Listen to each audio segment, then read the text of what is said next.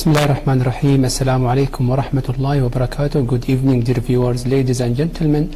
Dr. Mohammed AlSheef, your host of Elixir Life, kicking off another inspiring and informative episode with our distinguished guest, aiming to explore new frontiers and bring you most up-to-date information related to health. Our program is filled with many stimulating segments. Most importantly, our episode theme, Epilepsy, with our distinguished guest, Dr. Fawziah Bamogaddam.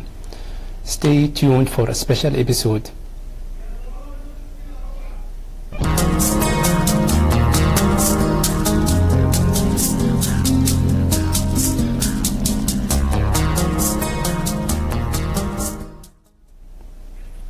Once again, welcome back to Elixir of Life. Our next segment will be the quote of the week. Stay with us, don't go away.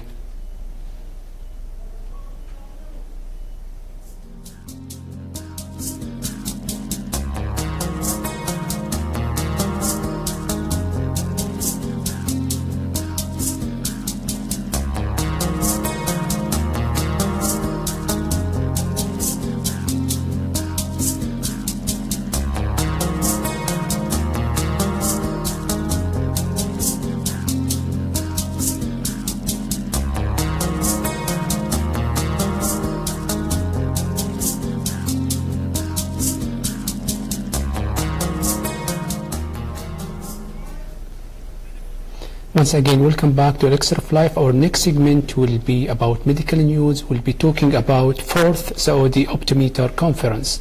To watch more details about this report, stay with us.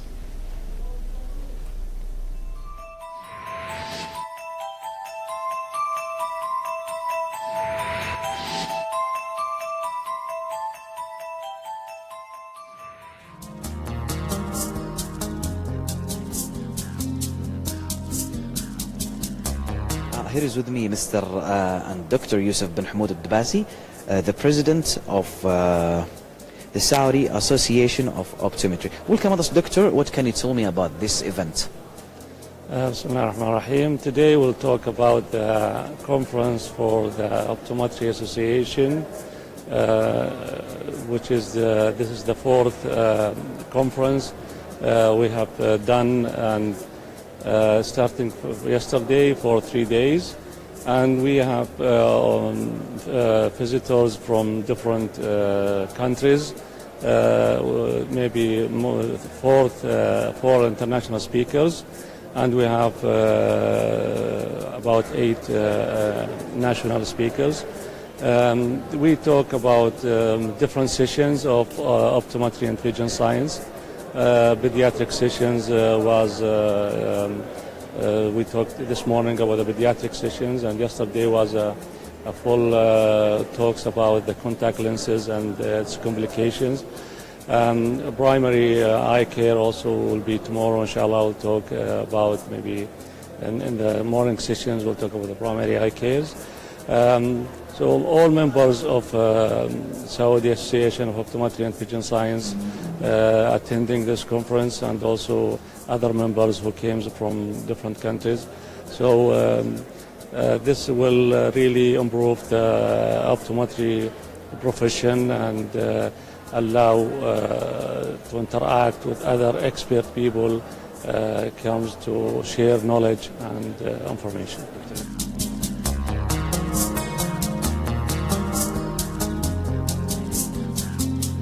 Here is with me Dr. Ali bin Maziad al-Sagr, the head of department and assistant professor at King Saud University. Welcome with us, Dr. Ali. This is a very amazing event, the 4th Saudi Optometry Conference. What can you tell us about it, Doctor? First of all, thank you for having me. Basically, this conference is about optometry and the most advances in optometry in different subspecialty. Optometry, it's basically about primary eye healthcare. So we are focusing about eye disorders related to vision or diseases, and we are following up the researches and advances in contact lens, in low vision rehabilitation, in pediatric optometry, in many aspects of optometry field. So this is basically the idea of holding this event, and alhamdulillah, we think we have reached the goal of this conference.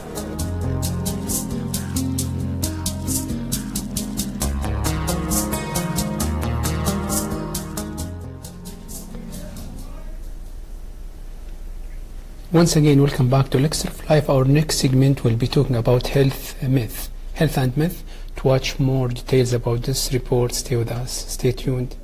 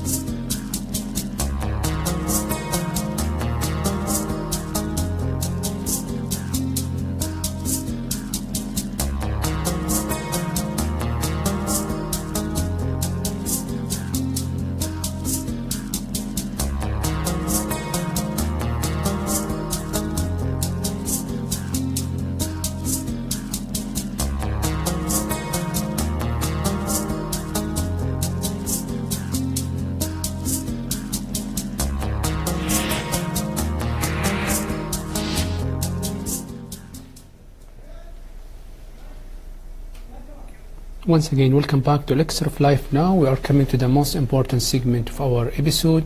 We'll be talking about epilepsy with our distinguished and esteemed guest, Dr. Fawziah Bamogaddam. Welcome, Dr. Fawziah. Thank you. It's really a great pleasure and honor being with us. Before we start, we just to introduce Dr. Fawziah. She is a consultant in neurology with subspecialty epilepsy and sleep disorders, and she is as well director of epilepsy program and epilepsy fellowship training at King Fahd Medical City. Welcome, Dr. Fawziah. Thank you for inviting me to this nice program. Without further ado, we'll start by the first question. We hear that you have conducted an outstanding awareness day of epilepsy last week.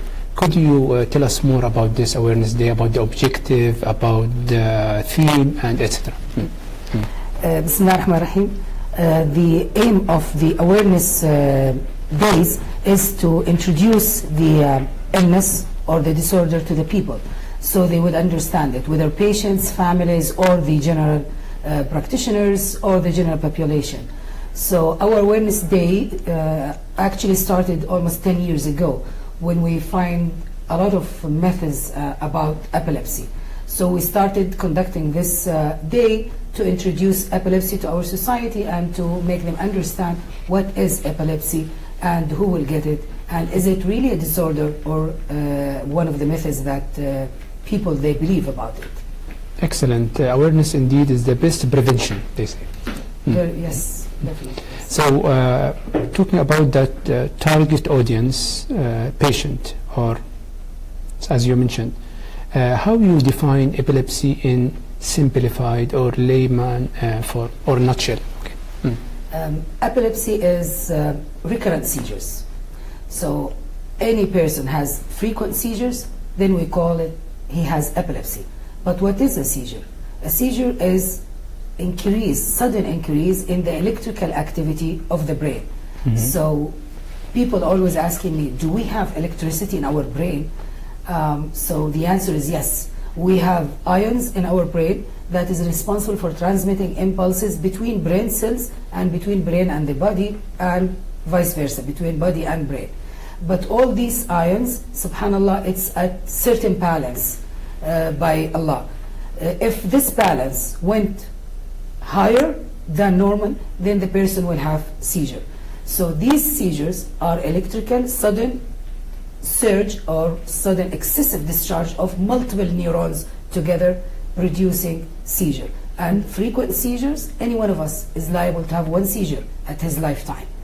But we don't call it epilepsy. We call it epilepsy when these attacks become more or more. Recurrent, excellent. 2 or more, yes. Very clear. And what are the common misperceptions or myths about epilepsy in our community in particular? Unfortunately, they believe that epilepsy, and maybe you heard of that, they believe that epilepsy is due to evil eye or devil, a person possessed by devil. And this myth, unfortunately, we're still suffering of it. Though with the awareness days, that percentage decreased over years. If I tell you that the statistics that we made in 2008 from the awareness day, it showed that 26% of higher educated people, university or higher, they believe that the epilepsy is due to devil or jinn. 26%. 1 out of 4? Yes. That's very shocking. Okay. This is really shocking. And this is among well-educated. I'm not talking about under-education or no education. This is among university or higher, masters, PhD. They believe that epilepsy is due to devil or evil eye. The statistics, same statistics. Every year we're conducting the same questions in the awareness days. In 2015, this percentage came down to 15%. Excellent. So awareness day is doing its, we're achieving our aim from that. So this is the belief that it's either jinn or it's evil eye. By this awareness now, alhamdulillah, we could educate our people about epilepsy, and the percentage is coming down, yet still we have it. Just yesterday I had a patient who believed that her son is possessed by jinn, and the jinn started from his chest, jinn, devil or spiritual spirit that comes from his chest up to his brain, and that's why he's seizing. So epilepsy education is done, and we have to do it for our community, and alhamdulillah it shows the results. So you are doing great effort in this regard. Did you repeat the same statistic this year or last year? Because last one was 2015, is coming significantly. I hope this year may be close to, let's say, less than 5% or 0. Yes, every year we're conducting these statistics during the awareness day. So this year we had it done, and we have the statistics showing 14%. I'm comparing with 15 because this is the one released already. Sure. So this year we just evaluated the results, and it came down to 14% among educated people and university and higher education. Excellent. So it comes down to 14%, which is really, which is great.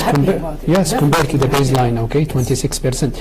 And the next most important question that comes is, how common epilepsy in our community compared to international statistics? Very good. In international statistics, they're saying that the epilepsy prevalence is 0.5%, 1%. In the developed countries, in the third world countries, it's higher than that. Like in some of the African countries, they have it from 4 to 7%. New statistics were done by Dr. Ahmed Rumayyan. He's a neurologist, epileptologist, and he studied 50,000 people, and he found the percentage is 4.3%. And this is a new, still not published even. So this is a new statistics in Saudi Arabia. It's 4.3%, the prevalence of epilepsy here in our community. Okay. So it's really high percentage. It's high. So it's compared to, you mentioned close to African, you know, countries, but less than the North America and Europe, which you mentioned 0.5 to 1%. Yes. Excellent. Is there any reason behind this high number in your, from your experience and your? We believe that certain causes increase the risk here in Saudi Arabia. One of them is the intermarriage between the families. Okay. So if you have genetics or familial disorder that can cause epilepsy.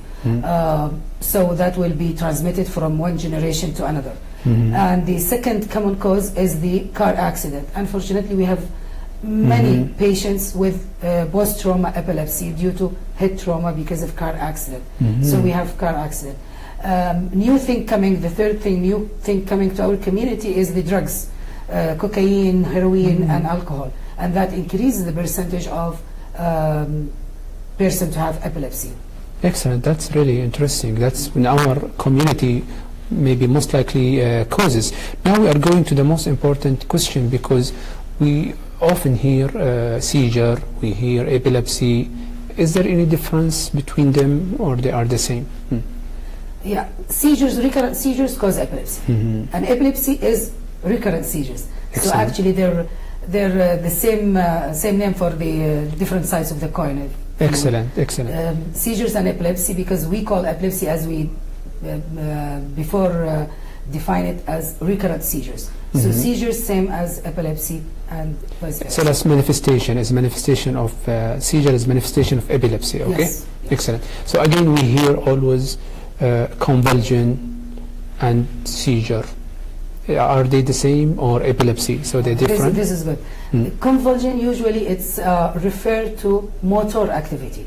So we say febrile convulsions in children. Children, they're liable to febrile convulsions. We don't say febrile seizures, because they have to have motor activity. Why not seizures? Because seizures can be motor, can be psychogenic or psychiatric manifestations. Excellent, indeed. Or sensory manifestations, where those two, the psychiatric and the sensory, kid cannot tell about it. So it's only motor. So we say febrile convulsion. Convulsion always referred only to motor activity. And we know now seizures can be sensory, can be only fear or psychiatric manifestation. So we call it seizure, not convulsion. Very beautiful. Now it's really clear. And now we are just moving toward the mimickers of epilepsy. Are there any conditions that mimic epilepsy, but they are not epilepsy? Yeah, we have syncopal attacks. This is the commonest one. Syncopal attacks where the person feel dizzy, blackout, and then they might faint. This is sometimes people, they believe that it's other side of epilepsy, but it's only syncopal attack. The second most common is the migraine. People, those people with migraine, they might have flashes of lights in front of their eyes, and that's similar to the aura that the person with epilepsy could have, and it might be misdiagnosed as epilepsy, or epilepsy misdiagnosed as migraine. And the third most common is cataplexy. Those people with narcolepsy, they have something called cataplexy, meaning that the person, when get excited, laughing, when he laughs so much, then he fainted. It's not fainted, he fell down. Collapse, he loses the muscle power, tone, okay. the muscle tone. So he will fall down in the floor, but without loss of consciousness. So these attacks can be similar to attacks of epilepsy. The fourth thing is psychogenic. Okay, it's important. Yes, yeah, okay. that people might imitate loss of consciousness or abnormal movements, shaking of their bodies, and they believe that it might be other side of epilepsy. So these are the other mimickers of like hysteria. Okay, they can. Psychogenic is hysteria or malingering or conversion disorder. Convergent disorder. Yes. Excellent. Very beautiful. Now we are moving to another important question. What are the causes or risk factor of epilepsy? Yeah, the epilepsy can result from either structural or functional abnormalities of the brain.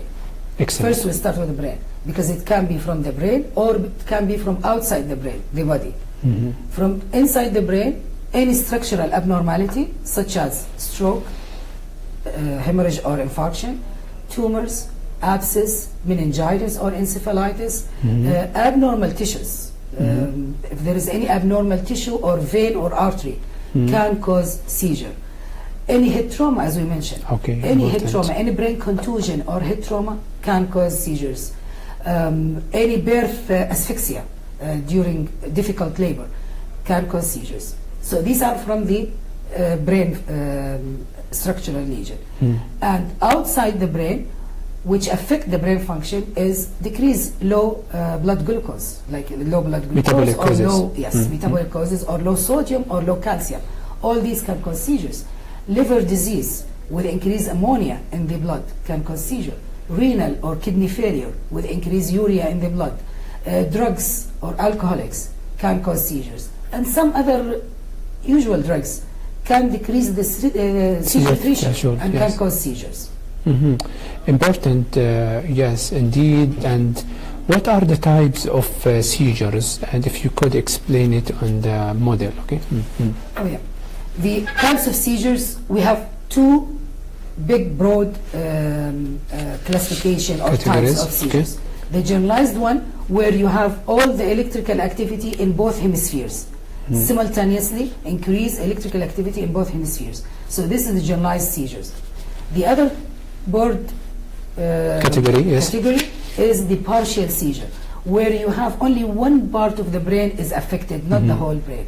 So in this model, we can see that the brain divided into 4 lobes. The frontal. Could you zoom to the brain? Okay, that's important. Okay, go ahead. So we have the frontal lobe, and we have the parietal lobe, we have the occipital lobe, and we have the temporal lobe. Excellent. In each sides. So these 4 lobes, each lobe is responsible, subhanallah, for something. Frontal lobe responsible for motor activity, motor of the body, face, eyes, hands, legs, in the frontal lobe.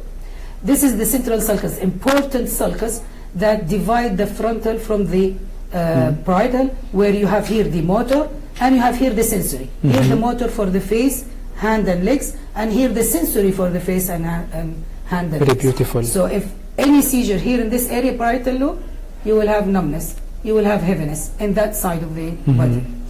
Any seizure in the occipital lobe, this is visual lobe, where you see the picture of the retina is reflected here. Okay. So in the occipital lobe, you have visual hallucination. If the person has focus in this area, they will have visual hallucinations in form of flashes of lights, colors, or even well-formed visual hallucinations, persons or animals. And in this part is the temporal lobe. Temporal lobe is the commonest part of epilepsy in the whole world, as well here. The commonest part is the temporal lobe epilepsy. And in temporal lobe epilepsy, what do we have? We have this part. This is responsible, they call it hippocampus, responsible for the memory. And next to it is the amygdala, responsible for emotions. Yes. And we have the area here, the area of speech, where next area. And we have this area, the auditory area. So having said that, that means if the person has a focus in any area of these, he would have seizure in that area. If he has the area in the memory, then he would behave something he wouldn't remember after it's over. If he has emotion in the amygdala, then the person will have fear. He will come complaining of fear, tightness of the chest, depression. And if it's in the auditory area, he will have auditory hallucinations. He would say, I hear voices calling me. And sometimes it's frightening voices. And this is an important thing, because this can be misleading to psychiatric rather than neurologists. And as you mentioned, is positioned by genes and positioned by genes. Or speech. They can talk. They can say something that it's not them. The people who know them, he's saying something that it couldn't be from him. So people, they believe it's Jinn, but it's not Jinn, because the speech area is here, so they're talking. Sure. So these are the lobes of the brain. Now, the left side of the brain usually control the right side of the body, and the right side of the brain controls the left side of the body. For right-handed people. Yeah. For right-handed people, the most dominant is the left side. So you would find the speech and the memory in the left side. Dominant hemisphere. The dominant, yeah. So this is the dominant. While if you have the epilepsy here, you wouldn't lose much of the memory here, and you wouldn't lose much of the speech here, because the area is actually in the left side for the right-handed people. Very beautiful. It's a complex, more complex than I imagined. Okay, and you explained it in a very simplified way. So we talk about the types, of seizure, but this is about the seizure. We hear about some common seizures maybe in people, about they have absence, smell, or etc. They don't have convulsion, but they have loss of concentration or gazing. If you talk more, this is very good you brought it up, because we had many children that they have this type of seizures, but family couldn't tell. Who will tell about this type of seizures? Teacher, huh? Teachers at school. Because they will say to the mother or to the parent, your kid is always away. He's not with us in the class. These are the absence seizure. Absence seizure, it's a type of generalized seizure where the person, just few seconds, sometimes 4 to 6 seconds, up to 30 seconds it can last. They will just stare in the out space and they will never answer the question if you talk to them. But immediately after that, he would talk to you normally as if there's nothing happened. So in the family, when he plays with the kids and stop playing, family wouldn't notice. They think that he's just away. He's just away. But the teachers will tell that this person now, he's out of it, he's not with us in the class, and his school performance start to deteriorate. Because if this happens, it will keep happening more than 70 times per day. So definitely it will affect even the performance of the kid and intelligence of the kid. So this is important to recognize it and to treat it. And the treatment is very easy and benign for. Once the kid will grow up, he will grow out of it. And he will be inshallah normal after that. Excellent. So we have heard about the type of epilepsy, risk factors, and clinical manifestations. Now we are coming to how we do diagnose epilepsy. Is it enough by just history and clinical examination, or we need to have more workup or investigations? The most important part of diagnosing epilepsy is history. History not taken from the person himself. By the way, I'm saying person, I'm not saying patient, if you noticed. Excellent. And I'm saying disorder, I'm not saying disease. Excellent. Because epilepsy is a disorder, is not a disease. And the person who has seizures is a normal person otherwise. He's not a patient. So we don't call them patients, we don't call them, we don't call it disease, we call it disorder and persons. So the important is to take a history from the person himself, but most importantly from the one who witnessed the seizure. Because if, as I said, if it affects his memory or if it's generalized, the person wouldn't remember what happened to him. So we have to take the history from the parents or friends, sisters, brothers who witnessed the seizure. It's very important to give details of the seizure. That would help the doctor to recognize it and to know whether this is a generalized or partial, and maybe with the treatment we can tell why we should recognize it. Then we use the other complementary investigations that would support our diagnosis and again help us to categorize the seizure, whether it's generalized or partial. And these are, one, by EEG, definitely clinical examination. As you mentioned, we have to examine the person, and as I said, the person is otherwise normal, but in certain cases if the patient has syndrome, likely he might have the feature of that syndrome, either dysmorphic features or skin rashes or pigmentations like neurofibromatosis or some pigmentations in the face like tuberous sclerosis. These are rare syndromes, but we do have it here. So we have to examine the person. And we have to examine for, as we said, liver failure or liver disease or renal disease. Metabolic profile, all these important features that you have to look for it in the clinical examination. Now for blood investigations, again we have to look for these in the blood investigations, looking for any abnormal blood disorders or high or low blood glucose, metabolic screening for sodium, for calcium, phosphorus, magnesium important, and to look for the liver function test and renal function test. Now we come to the important, which is very special to epileptologists, is the electroencephalography, or EEG we call it. That is the electrodes that we put on the skull. We can talk more, Dr. Fawziah, about the electrophysiology or EEG, but let us stop for a report about Awareness Day of Epilepsy or Purple Day. To watch more details about this report, stay with us, don't go away.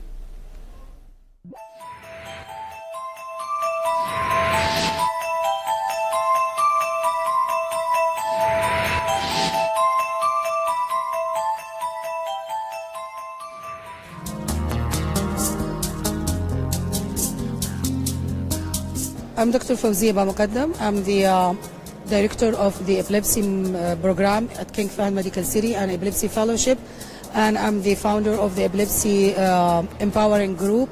It's a volunteer group, and we're usually doing all these International Epilepsy Day awareness about epilepsy for the last 10 years.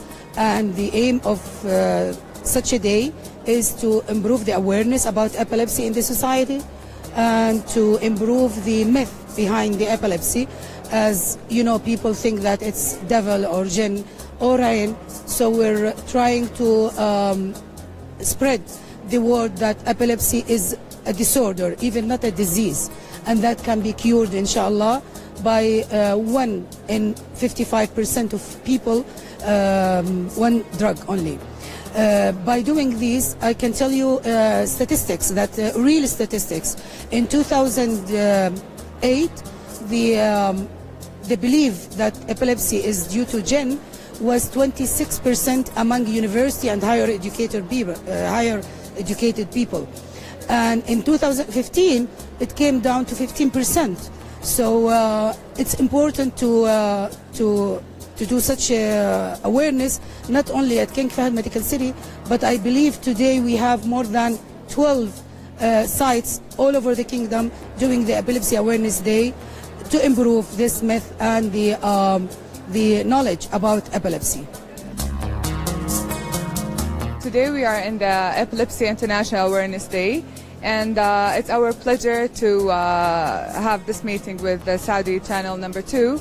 I'm Dr. Ban Abdelhadi Ali, Epilepsy Fellow, and actually here in our booth, my main concern is about epilepsy, how to diagnose it, and what are the surgeries that are available here. So mainly we are having epilepsy as general population. It occurs in around 1% of them, and mainly in extremes of age like young people and elderly. Usually epilepsy has 2 main types, which are the primary type and the secondary type. For those types, we have several modalities to diagnose them. Mainly we diagnose patients by clinical, diagnosing them, history and examination, plus the investigation part, which is the main concern of it is doing EEG and MRI for those patients to get like a better clue of what pathology they're having or what's the reason behind their epilepsy. And afterward, if those patients, it's difficult for us to diagnose them, we can just easily admit them to epilepsy monitoring unit, which we are having here at King Fahd Medical City, so we can correlate everything and getting the right diagnosis. And as regards the epilepsy surgeries that are available, we have 2 types of surgeries or 2 main categories that are the resective surgeries. And in those, we'll target a specific pathology and we can just resect it, or palliative surgeries like VNS and DBS. VNS, which is vagal nerve stimulator, and DBS, which is the deep brain stimulator.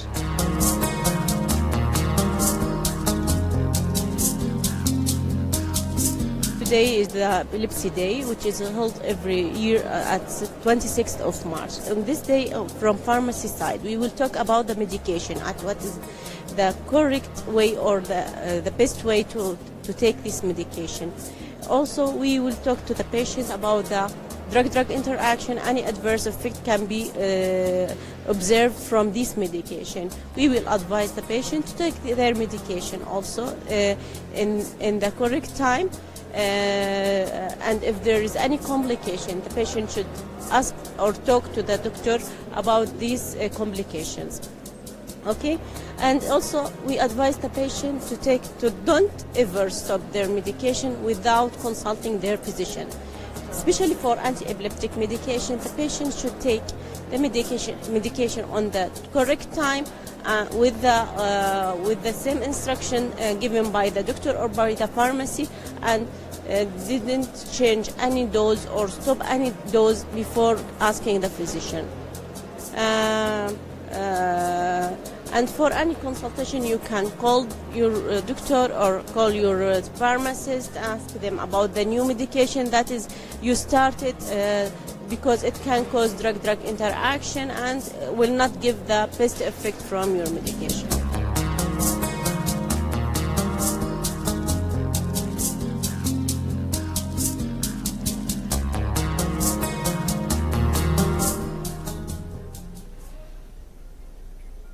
Once again, welcome back to Elixir of Life. Welcome back, Dr. Fawziah Bamogaddam, consultant neurology and epileptologist.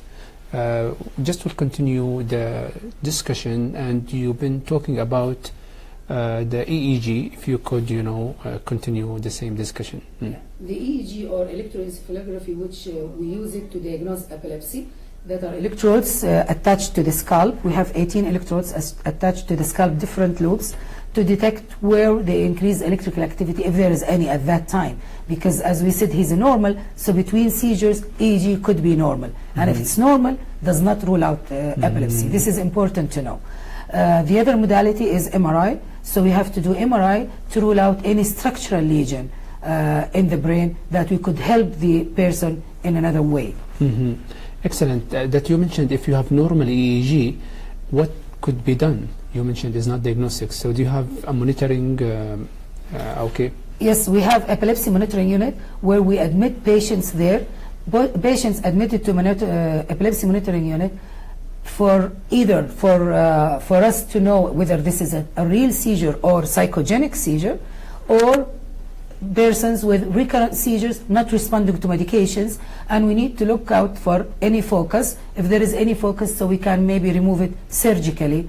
So we admit patients to the epilepsy monitoring unit where they have to stay in a single room attached to the EEG electrodes and monitored by the camera, and they stay from 3 to 5 days in the epilepsy monitoring unit to induce seizures. We want them to seize in the unit because people usually they scared. Why you want them? We want them to seize so we know from where it's coming. Since the EEG is normal, if we do it just EEG without seizing, maybe it's normal. So we want them to seize, and we localize the epileptic focus. Where is it?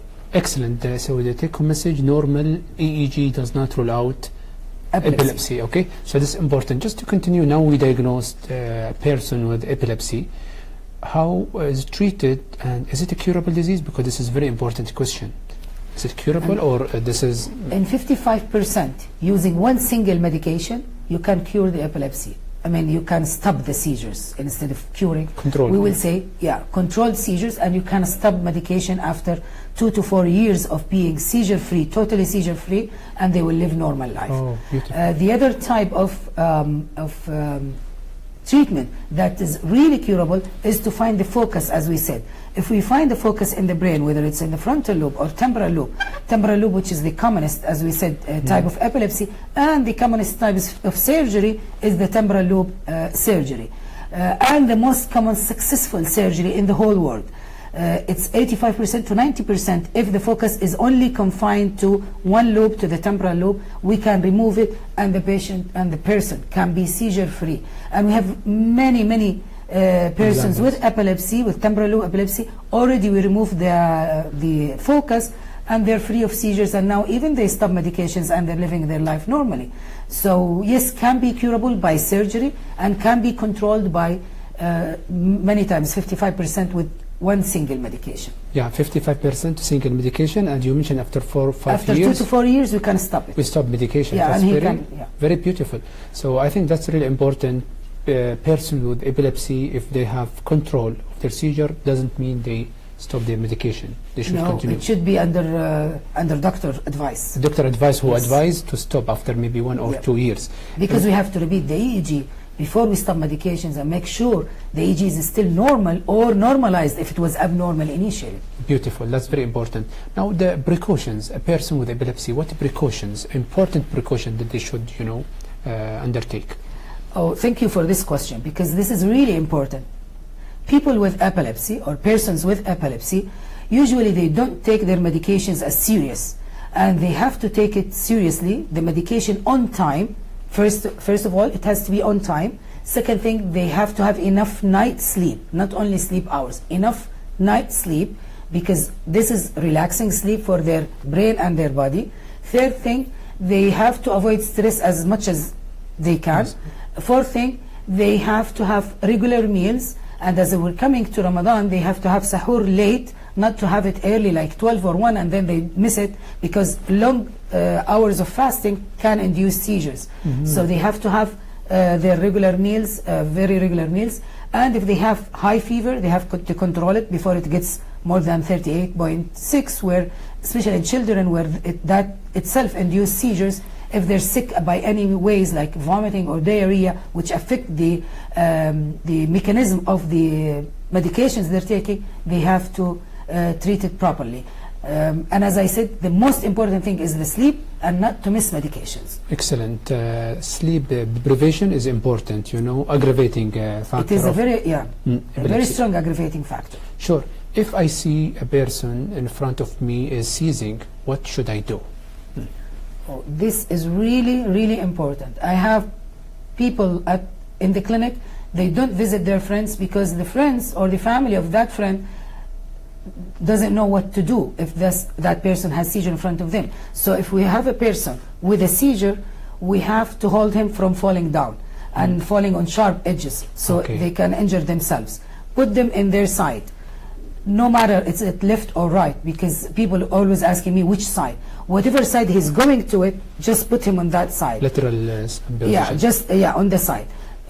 Try to remove anything like tarha or dress or shirt that is tight on the neck. Try to release it. If they have eyeglasses, please remove it. If they're holding hot cups, coffee or anything, take it so you prevent burning. And why we put him in his side? Because another myth or another disbelief, another belief on the people, that the person might swallow the tongue. The person cannot swallow the tongue because the tongue is attached, as you see here. This is the tongue, mouth, and this is the tongue. So the tongue is attached already. Can you just put like this above? Okay. Yes. So the tongue is attached already here to the pharynx, to the floor of the pharynx. So person cannot swallow the tongue. The tongue can fall back and close this airway, and the person cannot breathe. So that's why we put the person on his side. The tongue will go into the side of the mouth, into the buccal inside, and wouldn't fall down, but they don't swallow it. So we open the airway. Again, don't try to open the jaw, the mouth. People, usually family, they try to open the mouth to put something to prevent him from biting his tongue. Don't try to do it, because the first thing the person will pass through is the tonic spasm. All the muscles are spasm, including the muscles of the jaw and mastication. So by trying to open the mouth, you might break the jaw, you might break the teeth, and you might injure yourself. I have father showed me his finger. You can see the bone of his finger because he tried to put something and his kid bite him. It's out of his hand because he's passing through the tonic phase or the spasmic phase. Try to put the pillow or something soft under his head, so again to open the airway. Don't try to wash him with water or put onion or perfume to wake him up, and don't tie him up because seizure will take its time, 1 to 2 minutes, and it will be over. Just last question, Dr. Fawziah. Can epileptic person lead a normal life? And would like you to give us the take-home messages. Okay. This is the take-home message: is the epileptic person can live a normal life, can have full education, can marry, can get pregnant, can get kids, and they can do everything normal in their lives, normally as the others, if they're controlled seizures.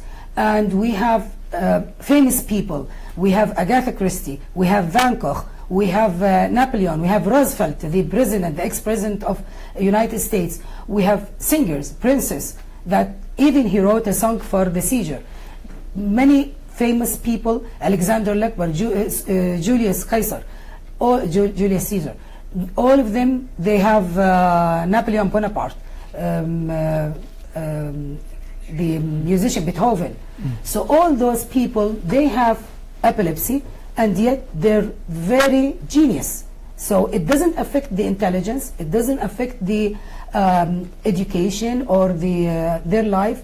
As long as you control it with your medication, the person can live normal life. So please, you should know that epileptic person can live normally, can marry, can get kids, and another message, normal EEG, because that's always I get, normal EEG does not rule out epilepsy, and you should know that epilepsy, if it's treated initially with one drug, they have very good recovery. Thank you, Dr. Fawziah Bamogaddam. It was really great, informative and insightful interview. Hopefully to see you again in our program. Thank you very much. Thank you so much for you, Dr. Mohammed. Now we are coming to the last segment of our program, Health Benefit. To watch more details about this report, stay with us.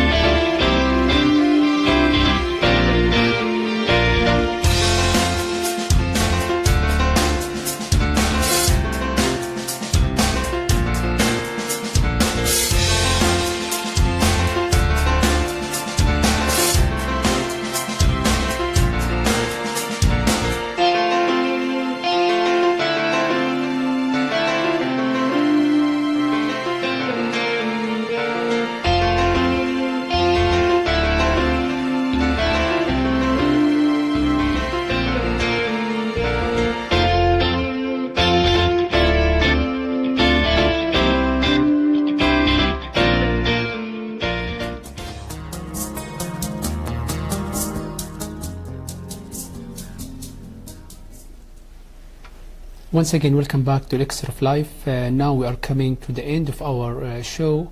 We wish you have enjoyed watching our episode and found it useful and informative.